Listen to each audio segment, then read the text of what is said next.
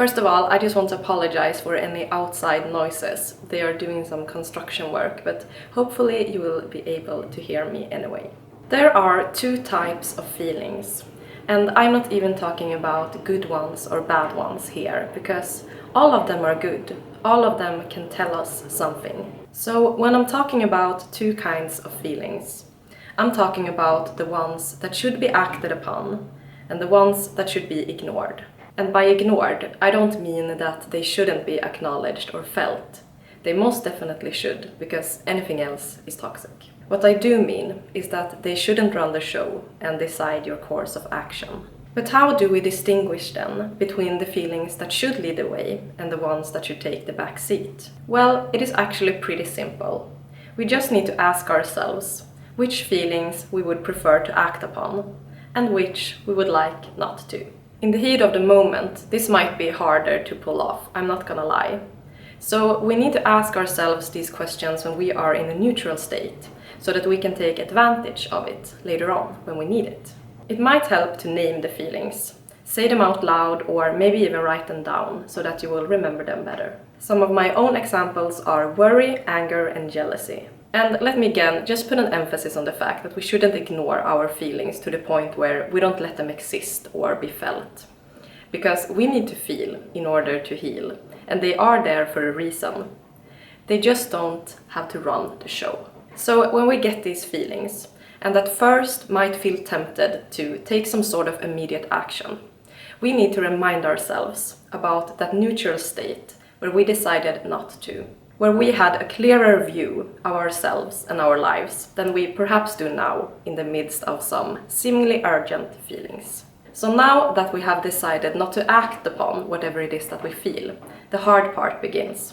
Congrats! And I'm gonna be real here, this isn't something that I myself master, but it is a top priority to make it so. And practice makes perfect, right? So let us practice.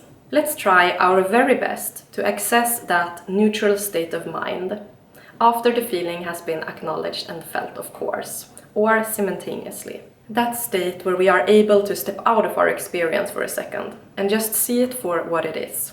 Let go of attachment to it and the need to let it rule. In order to access the neutral mind more effortlessly, I would highly recommend meditation.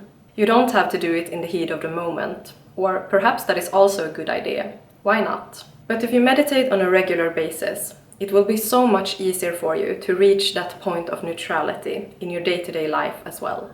And once you find yourself in this state, it will be easier not to act on certain feelings. Something else we can use to detach ourselves from the feelings for a moment is our thoughts. Taking a more logical approach to the situation. Like, great, I feel this.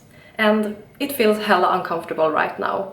But I can handle this. I am strong enough and this is only temporary. But since the feelings want to be felt and loved, I suggest you become curious as well. Curious of where the feeling comes from and what it might want to tell you or teach you. Perhaps you need to do some inner work as well.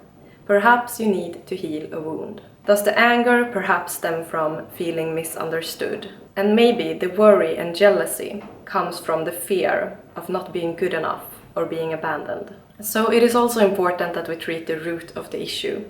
For example, by loving ourselves more. This is a powerful way to shift a lot of things in your reality. And just before we finish, something else you can use when these unwanted feelings creep up on you is your breath. That is very powerful as well. To breathe deeper, it makes you calmer and more present. Another thing you can do is to put your focus on something specific, like feeling your hands or maybe your heart chakra. Send some love to yourself and appreciate your efforts to make your life better, hard as it may be. You're doing great. You are awesome. Good luck.